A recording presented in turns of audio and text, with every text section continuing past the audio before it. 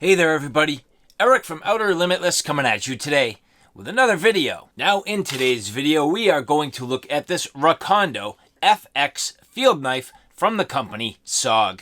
Now the Recondo FX was designed to be a modern utility field knife. That's exactly what we have here, a full tang design with an over molded rubberized handle, very comfortable, great ergonomics.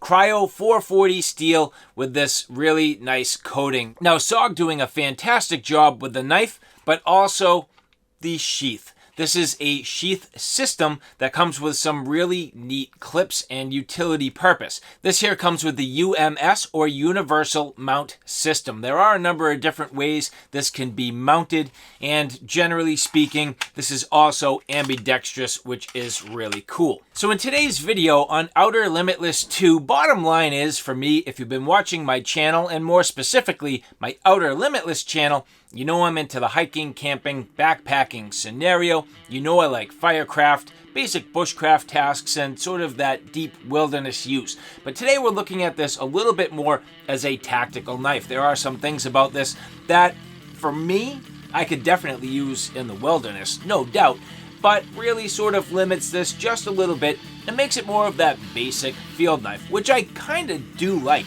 I don't typically go terribly tactical, so when I get the chance, it's actually a little bit refreshing. So we're going to go through all of this in detail, but with that said, I have a whole bunch to do and a whole bunch to share with you, and if you're interested in seeing a little bit more about what I'm about to get into, do me a favor, stay tuned.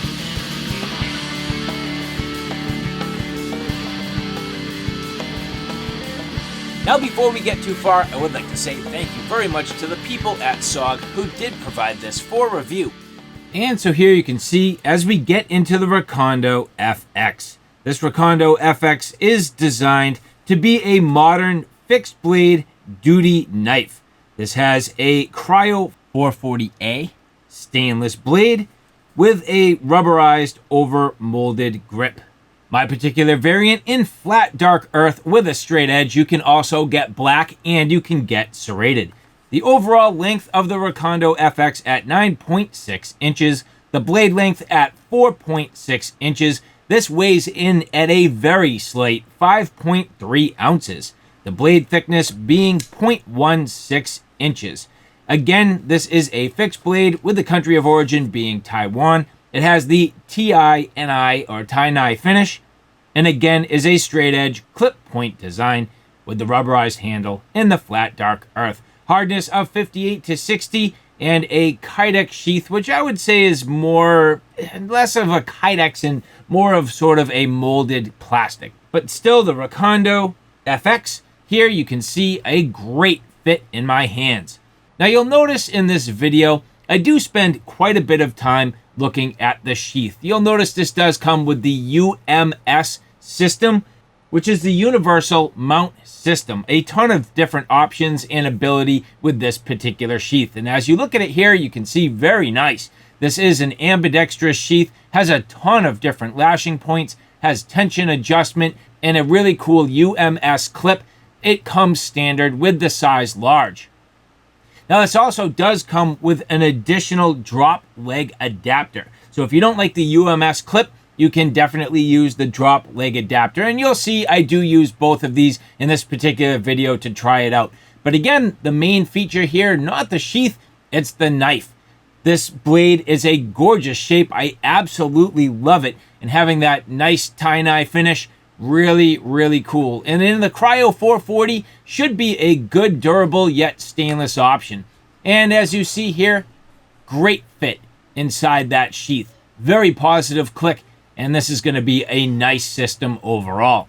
But again, as I mentioned, I did spend quite a bit of time with the sheath. Now, as you take a look here, trying to use the UMS system in that large clip to get it onto my belt. Now, in this particular case, I was wearing a gun belt, a little bit thicker, but I thought this would be a nice option to test out a tactical knife. Bottom line is, it should be able to fit, but I was struggling pretty hard.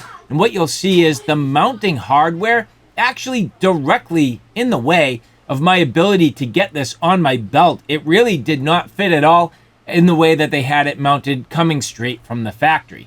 So I had to do a few things to try to figure this out, but I figured first, well, let's just try it on some MOLLE before I get too far.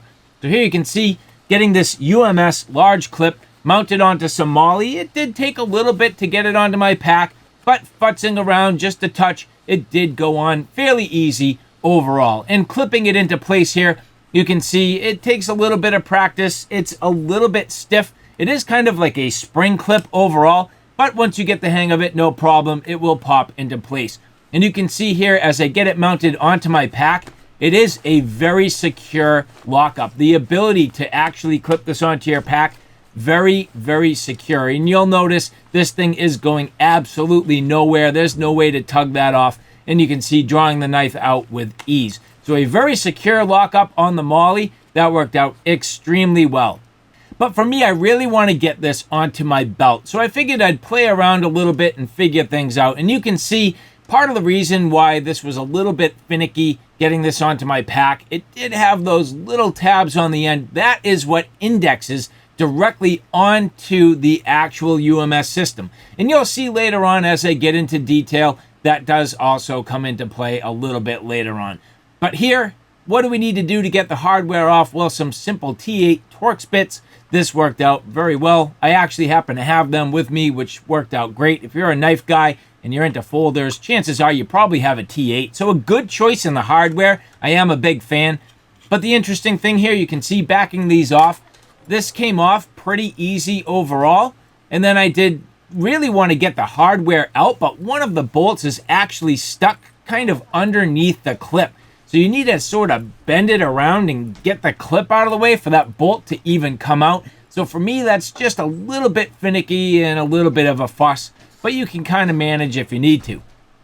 I figured at this point, let's take a look at the drop leg adapter. So now that I got that UMS large clip off, taking a look here, this does have a stiff backing plate to protect the actual strap itself. The strap, I would say, is some sort of maybe a nylon webbing. Not exactly sure what the material is, but it does seem to be pretty durable. Along the lines of, if you're familiar with different backpacks that leverage a similar type of webbing and laser cut MOLLE, very, very similar. And you can see here, as I get this onto my belt, plenty of clearance, no problem. This is a 1.5-inch belt, and you can see this actually worked out just fine. This does add an additional amount of retention, so you can see here a secondary strap with a snap. So not only do you get the retention of the sheath itself, but now an additional strap. And if you take a look really close at the details, you'll notice this is actually bolted into place. So if you wanted to, you could probably remove that. But for me personally, at this point, I did want to experiment just a little bit more. So you can see here as I move forward, trying to really look further into this UMS large adapter. I wanted this to be the ability for me to carry it. And you can see that the hardware, again, just buying some space now, but I just can't get this belt to work. Why? It's not the belt's fault, it's the clip.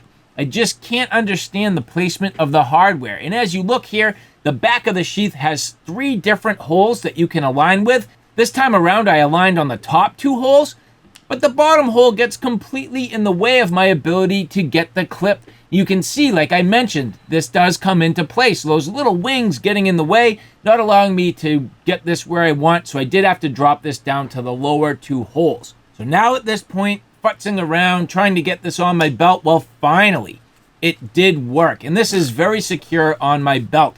So at this point, getting the knife, placing it inside, there you go. So after a little bit of fussing around, trying to figure this out and make things work, I was able to get this to happen. But the way it comes out of the box from the factory did not work. And something else worth noting that's very important, this is an ambidextrous sheath. So if you take a look here, you can take the knife, insert it either way, so it is ambidextrous. And last but not least here, something to point out, this does have tension adjustment. So I wanted to play with this, but you do need to use that T8 Torx bit to loosen it up. But here you go again. It's stuck underneath the UMS adapter. There's no easy way to get on that. So geometry and engineering, to me, just a little bit of a miss on this. It is absolutely frustrating.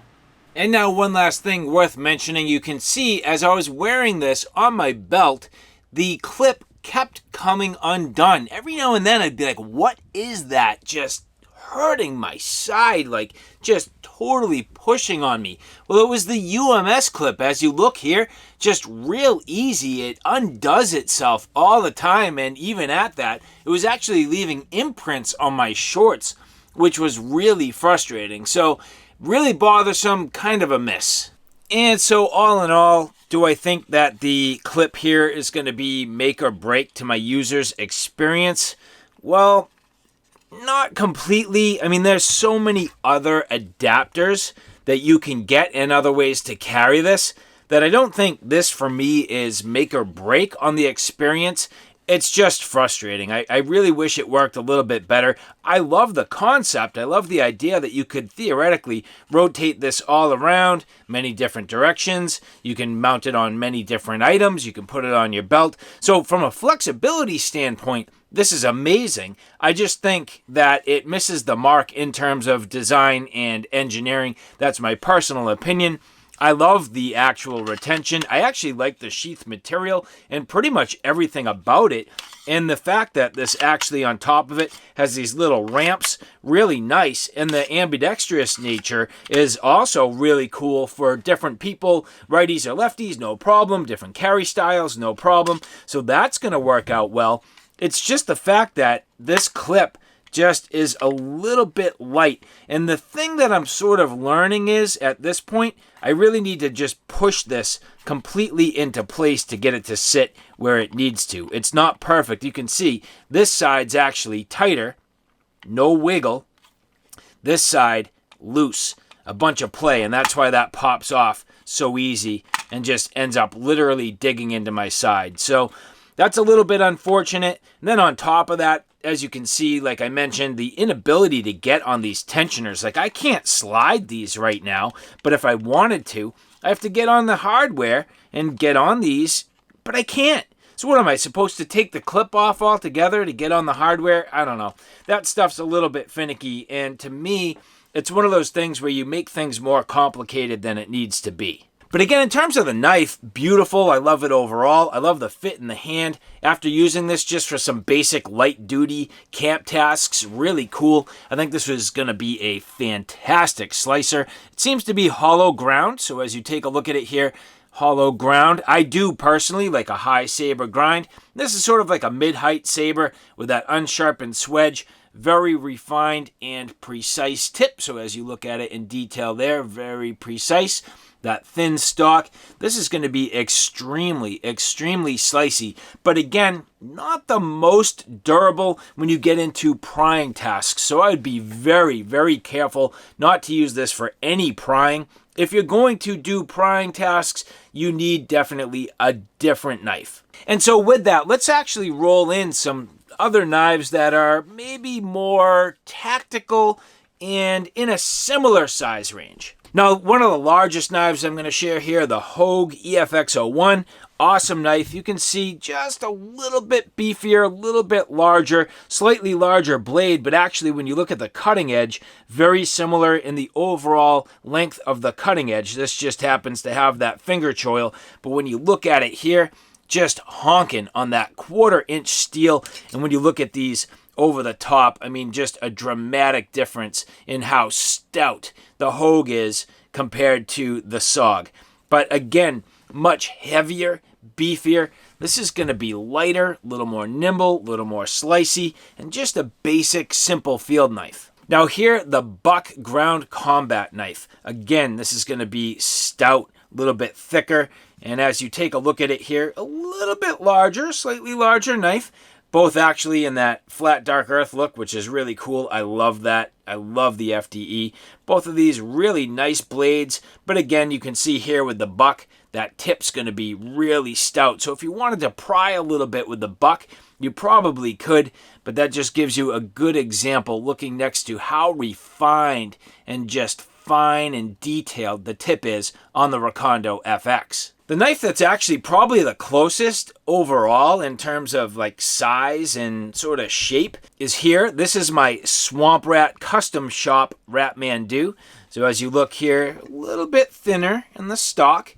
Not quite as thin again as the FX. This Recondo FX is so thin on that blade. You just really need to be very, very careful. And this is what I'm sort of trying to demonstrate. I mean, with all these other options, just how thin and slicey the Recondo FX is going to be. What about something like the tack? This is probably the closest in terms of overall blade size, but again, different blade shape, slightly different profile. But in terms of the actual blade size, probably about the closest. But the tack, even the tack, you can see here, much thicker on the tip. An SE4. SE4 is going to be something that I think a lot of people would naturally gravitate to for that sort of, harder use combat style in a way, just general field knife. But again, similar in overall blade stock thickness as you look through the handle section and the full tang, but at the same time, just that tip, mighty refined on the Recondo. One last offering, and really not so much as a tactical knife, but definitely a field knife. Here's the Tex Creek from Tops.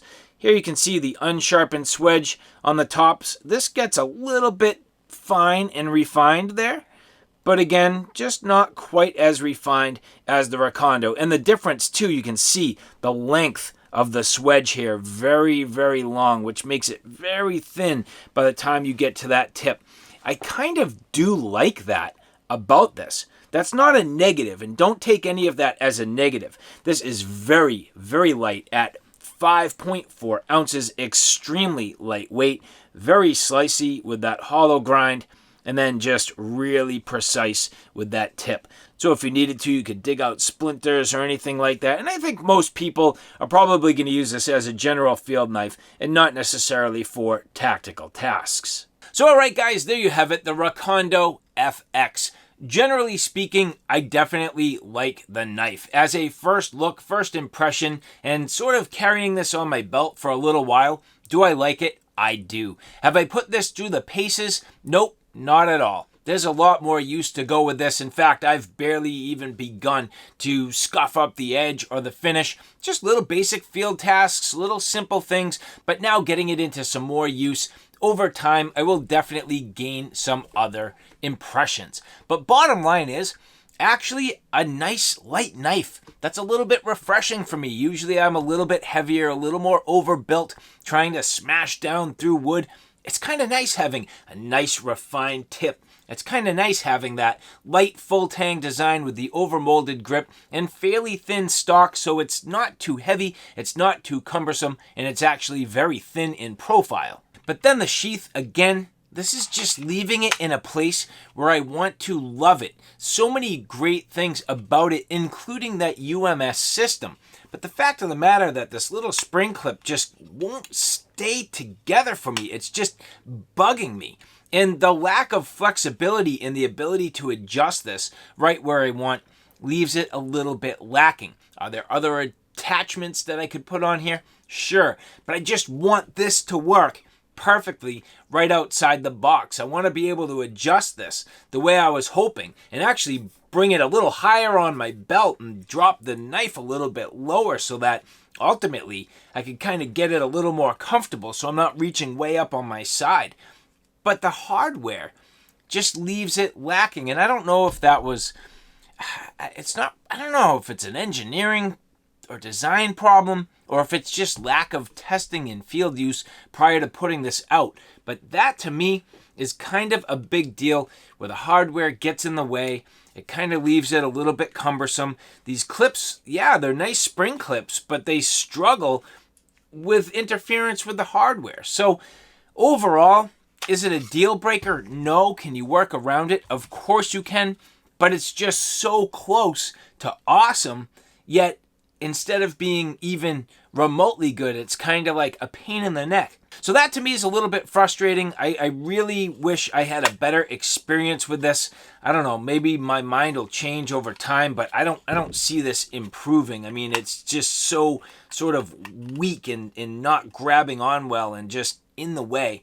I can't see a way to improve it. But again, further testing, further practice may dictate something different in the future. But overall, I mean, I love the ergonomics. I love the way this feels. I like the way it just indexes in the hand perfectly. The knife itself is great.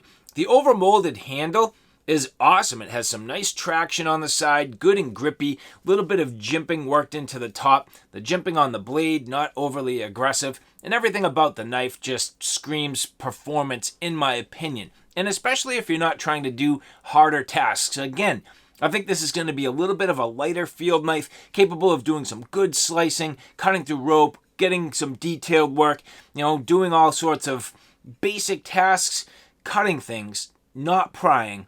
Prying, I think, would be a bit of an issue. But overall, a really cool looking blade. I love its aggressive style. I do generally like the sheath system. It's close, not perfect, but very good. And so again, I'd like to say thank you very much to the people at SOG who did provide this for review. And for the rest of you, if you like this content, do me a favor, take a look at my Outer Limitless channel, which is more my primary gear. On that channel, I cover everything from hiking, camping, and backpacking excursions, all the gear that goes with it. So from sleep systems to shelter systems, knives, axes, backpacks, flashlights, you name it, that's my Outer Limitless YouTube channel. So alright guys, thanks for stopping by. I hope you liked what you saw. I hope you found it a little bit informative. If you like what you saw, please like, share, and subscribe. And as always, thanks for stopping by. Take care now. I'll see you soon.